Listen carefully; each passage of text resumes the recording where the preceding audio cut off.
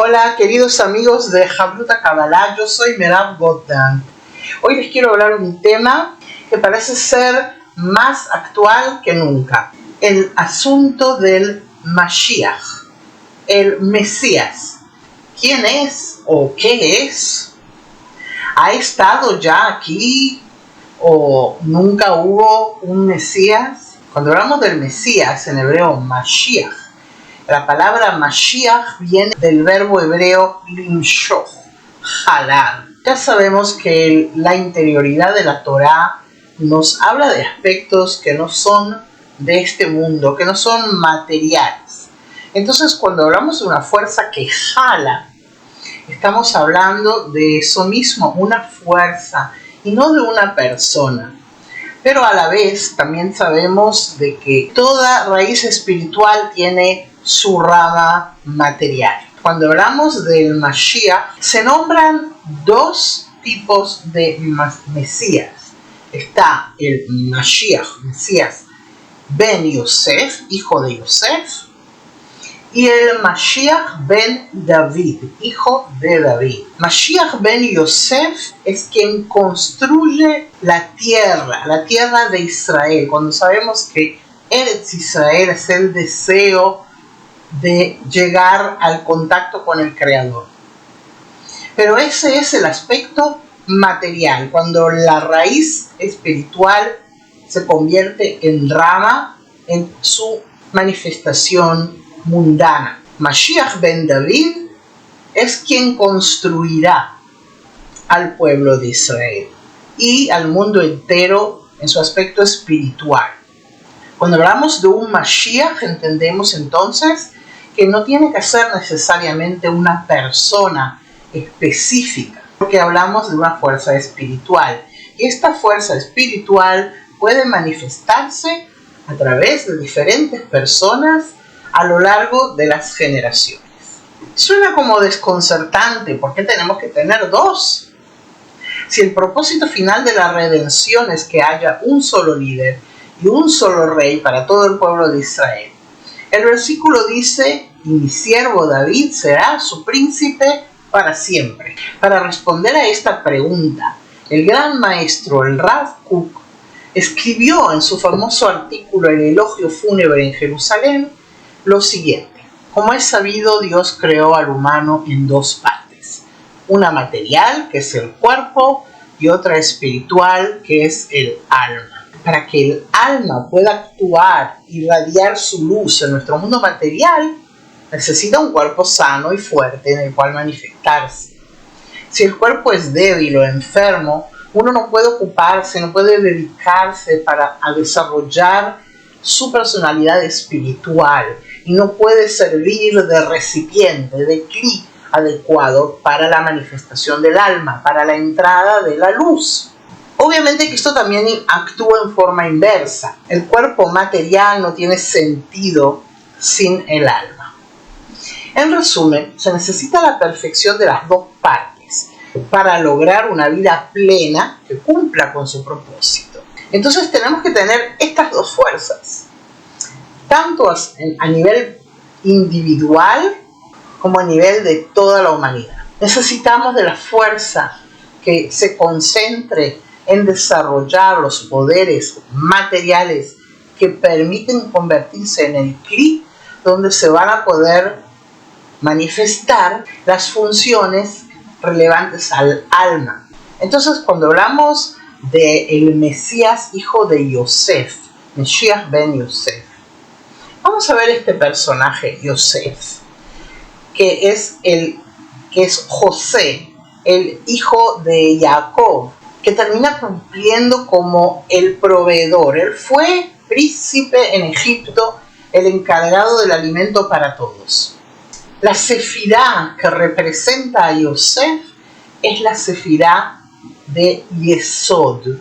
Yesod es la segunda sefirá partiendo desde abajo y significa fundamento. Es decir, que el Mashiach ben Yosef es aquella fuerza que llega para preparar el terreno, para formar las bases. Pero el reinado eterno, el Malhut, pertenece a Mashiach ben David. David es la Sefirá de Malchut, es la primera desde abajo. El desarrollo del alma de cada uno de nosotros es una elección que tenemos que hacer. El Creador nos creó, nos dio toda la creación y todo se desprendió desde arriba hacia abajo. Y nosotros, como creados, cuando tenemos el anhelo de regresar a nuestra raíz, tenemos que hacerlo por nosotros mismos. O sea, elevar Malchut, que está en el polvo, el estado más bajo al que hemos llegado después de caer de lo espiritual, hasta llegar al nivel más elevado del alma, donde podemos conectarnos con el Creador.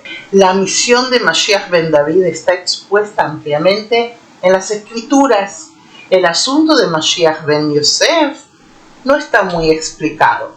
Sin embargo, hay una tradición recibida por nuestros sabios, por Hazal, que antes de la llegada del Mashiach ben David aparecerá el Mashiach ben Efraim, o sea, ben Yosef, porque Yosef es el padre de Efraín. Estamos hablando otra vez de Yosef, que en Egipto, cuando su padre Jacob nombró a cada uno de sus hijos como tribu, Yosef no se convierte en tribu por sí mismo, sino a través de sus dos hijos, el que recibe la primogenitura, que fue Efraín, y Menashe.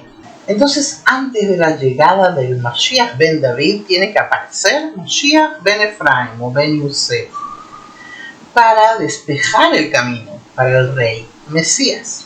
¿Y esto por qué? Porque ben David no se revela sino hasta después de la corrección completa. O sea, después que la Sefirá de Malchut consiga la corrección final, que es el estado más elevado. Ben Yosef se manifiesta aún cuando el pueblo no está corregido o incluso está sumergido en lo más profundo del mal. Los libros sagrados, especialmente el libro de Shem y Shmuel, se extiende largamente sobre estos temas y se explica que todo lo que ocurrió entre los hermanos cuando descendieron a Egipto, cuando Yosef los puso a prueba y los acusó de ser espías, no fue en vano. Yosef quería, a través del sufrimiento y la angustia de las tribus, corregir de antemano el asunto del Mashiach ben Yosef. Sin embargo, debido a que Yosef no pudo contenerse y se rebeló ante sus hermanos, se decretó que la historia tendría que atravesar complejos procesos. Desde entonces hubieron muchos justos que vinieron a corregir diferentes correcciones para poder permitir que llegara el propósito del Mashiach ben Yosef. Si vamos un poquito a la historia, el inicio de la caída espiritual del pueblo de Israel ocurre cuando las 10 tribus se separan de la casa de David. El rey Salomón intentó apresurar el fin de la corrección y buscó corregir niveles espirituales más bajos, y para eso realizó acciones muy elevadas que escapan a nuestra comprensión. Y por este intento Dios le dijo a Salomón: por cuanto ha habido esto en ti y no guardaste mi pacto y no cumpliste mis estatutos que yo te mandé, romperé tu reino y lo daré a tu siervo. Y así fue que el profeta Ahía Shiloni tomó la capa que llevaba puesta y la rasgó en 12 pedazos. Y ahí dictó: afligiré a la descendencia de David por causa de esto, pero no para siempre. Por eso es que Malchut es el estado de la corrección final, cuando la dinastía de David vuelva a reinar sobre todo Israel. Cuando hablamos de correcciones, hablamos de todo tipo de pecados que se cumplieron dentro del pueblo y da la impresión como que fueran cosas que no estaban bajo el dominio del pensamiento de la creación. Pero sabemos que todo tiene lugar, está premeditado exactamente como lo planificó el Creador. A lo largo de la historia de los profetas y de los reyes que preceden y de los reyes que vendrán después, se darán todo tipo de situaciones que ayudarán a este proceso. La visión de los huesos secos del profeta Ezequiel y la unión de la vara de Yosef con la vara de Yehudá terminará corrigiendo todo, pero este es un proceso bastante lento. De acuerdo a los escritos de los alumnos del Sagrado Ari, Rabbi Yitzhak Luria, como aparece en el Sha'ar HaGilgulim, la puerta de las reencarnaciones, el Sagrado Ari es considerado el portador de la chispa de Mashiach ben Yosef, el primer Mesías en su generación. Según esta visión, su misión consistió en preparar el terreno espiritual para la redención final, revelar los secretos más elevados de la Torá.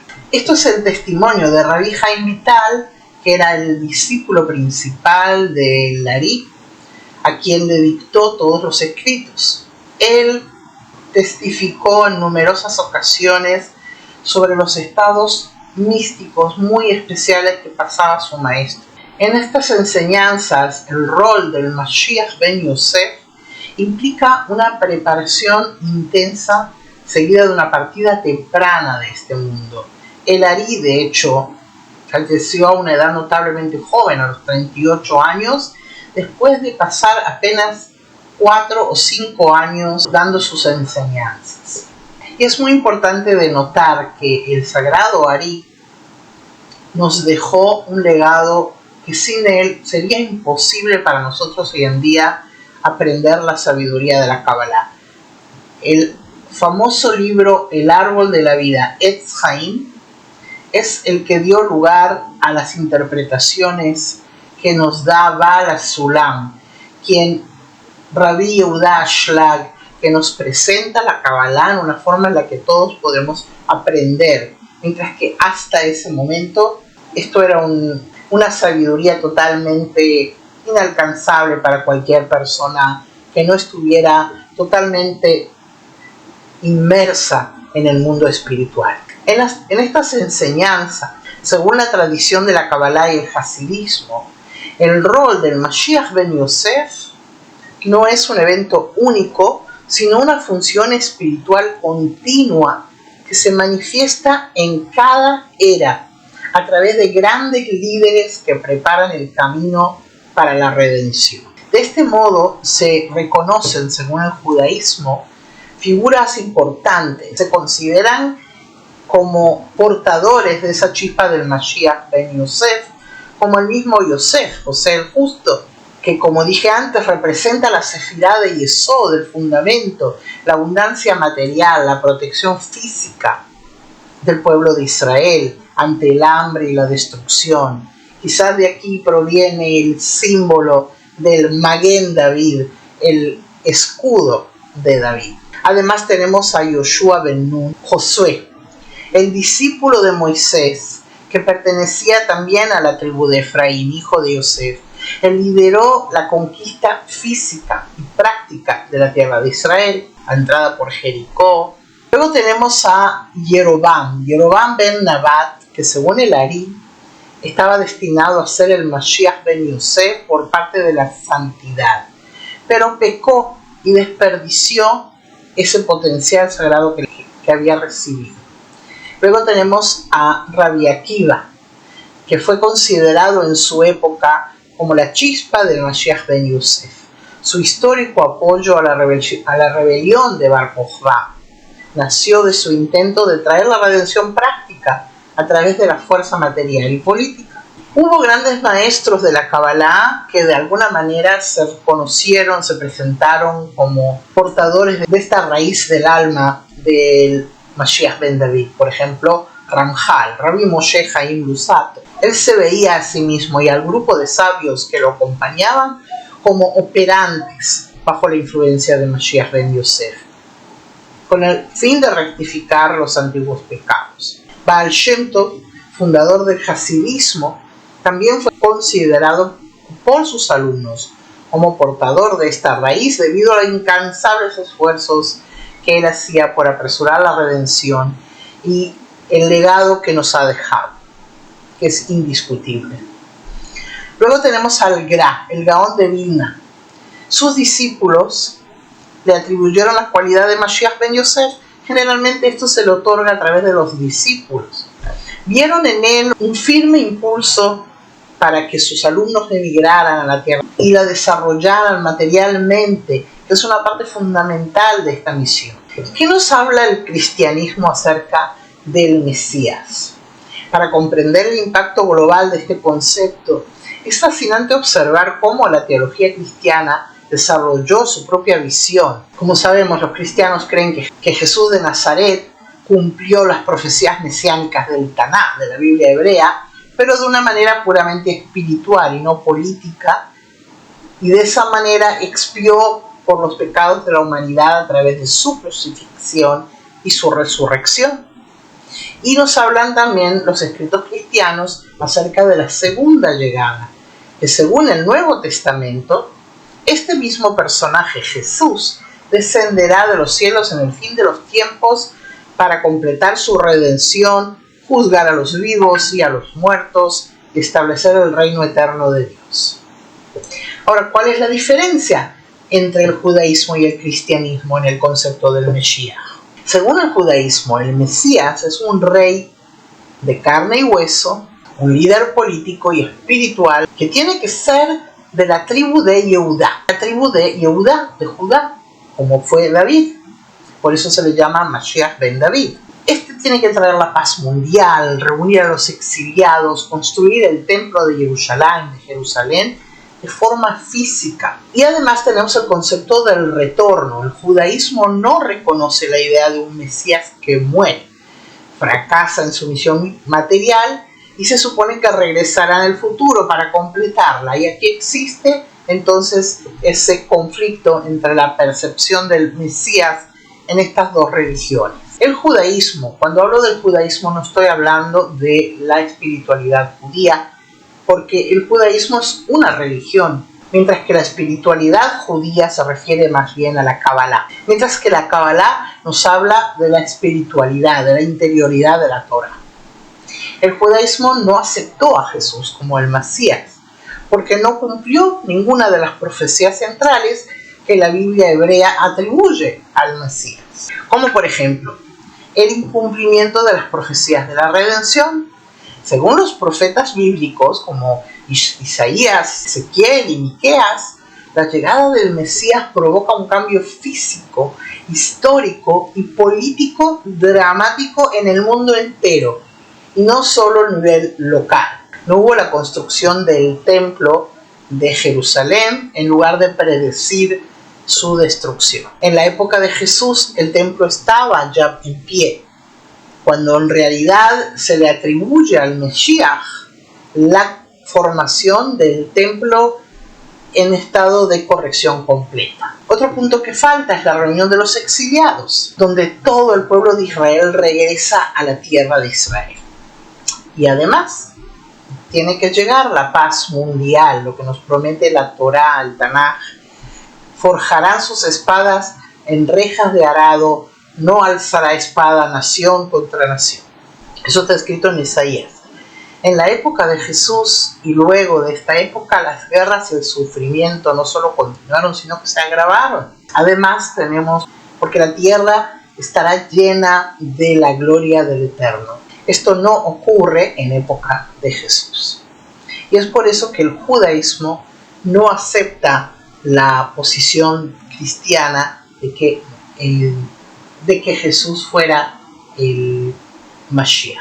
Otros puntos que difieren en forma muy profunda es la encarnación de un Dios hecho carne. El judaísmo rechaza absolutamente la idea de que Dios tenga un cuerpo, una forma física, o que pueda convertirse en un ser humano de carne y hueso, o engendrar en forma física a un hijo. Tenemos la visión cristiana de la Santísima Trinidad, que divide a Dios en tres entidades, al Padre, el Hijo y el Espíritu Santo. Esto contradice totalmente la fe en la unicidad absoluta. El Shema Israel, Adonai Eloheinu, Adonai Echad.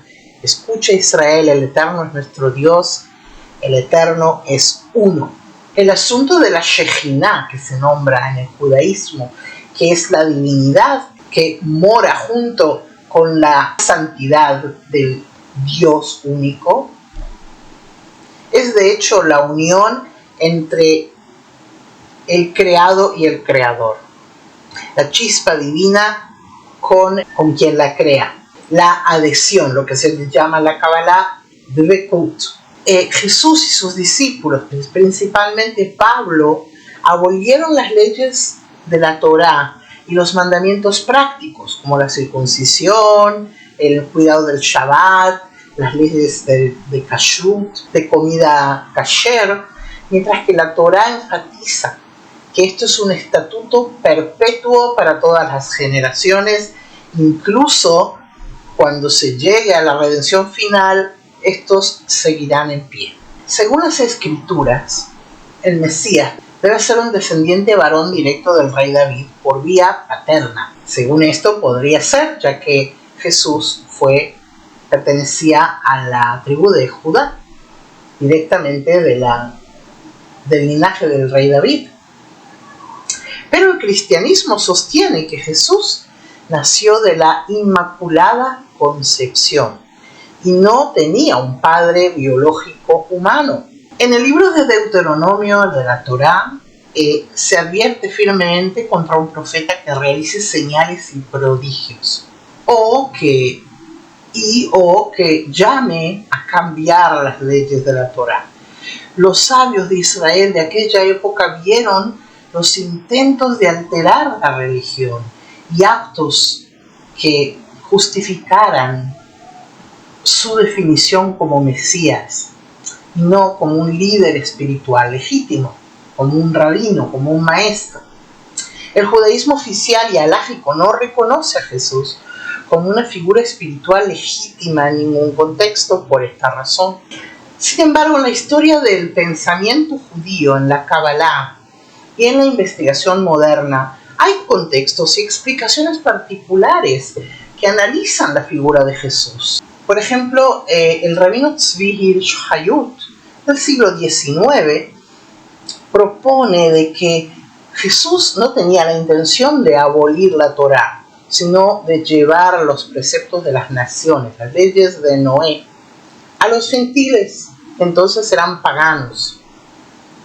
Según esta visión, el fracaso y la distorsión histórica ocurren cuando sus discípulos, especialmente Pablo, convierten esta visión de Jesús en una nueva religión, porque no fue Jesús que creó el cristianismo, sino sus discípulos.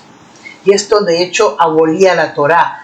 A la prueba está que se habla de un Nuevo Testamento y el cristianismo no se basa en la Torá, intentando incluso convertir a los judíos. Rambam, el Maimónides, en su obra Mishneh Torah, descarta por completo la mesianidad de Jesús, pero le otorga un impacto histórico en la difusión del monoteísmo.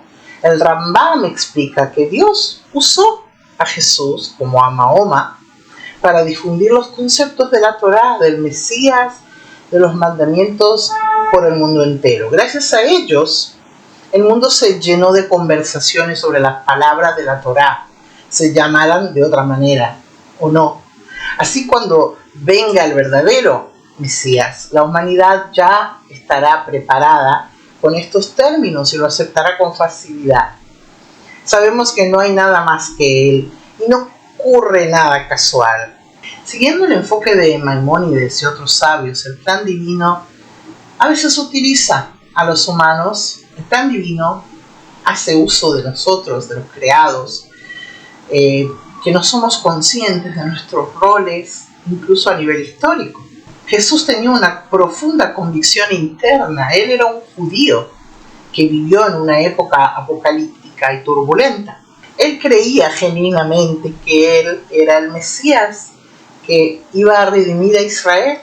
Dios implantó en Él o le permitió desarrollar esta fe para mover los engranajes de la historia, con el objetivo de llevar el mensaje del monoteísmo, así como Moisés trajo el monoteísmo a Egipto, y así preparar al mundo para la verdadera redención.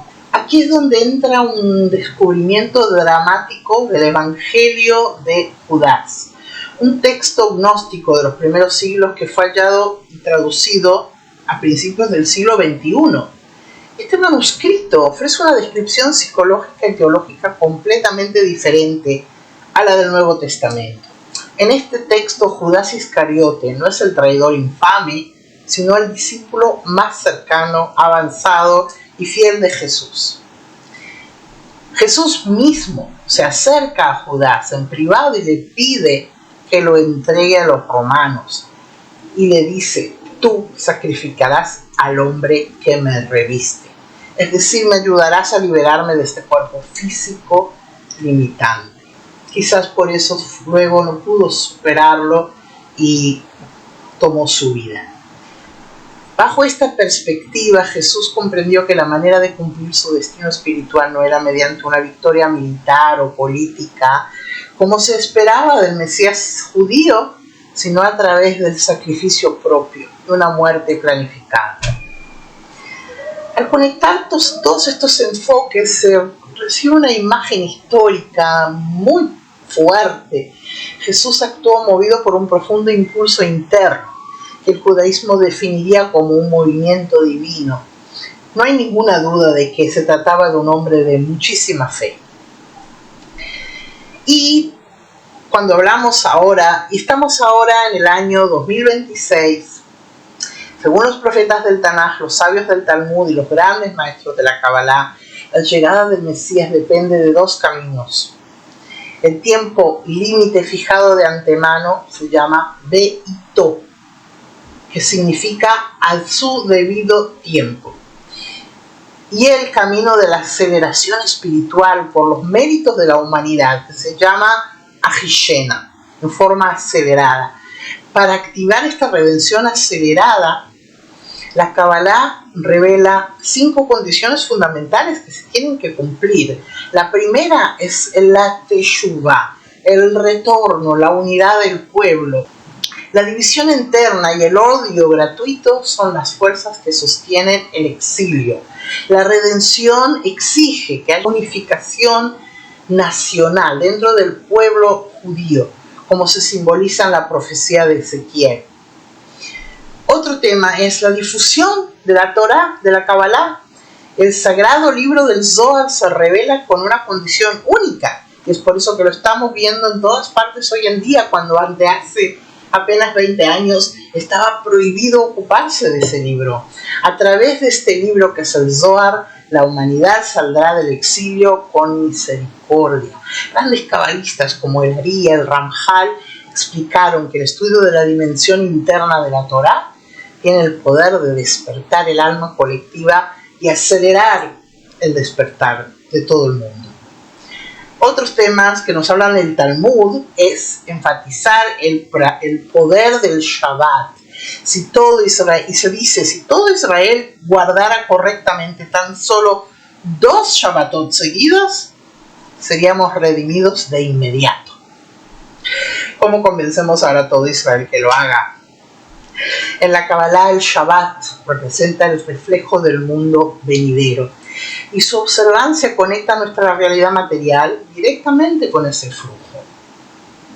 Otro tema es la corrección de las chispas divinas. Según la profunda visión del sagrado Ari, desde el pecado del primer hombre cayeron chispas de santidad y quedaron atrapadas en las fuerzas del caos y la oscuridad, lo que se llaman klipot, cáscaras, que succionan esas chispas. La condición invisible para la llegada del Mesías es completar la elevación de estas chispas. Es un proceso en que la humanidad día a día va haciendo correcciones a través del estudio y la superación de las pruebas espirituales.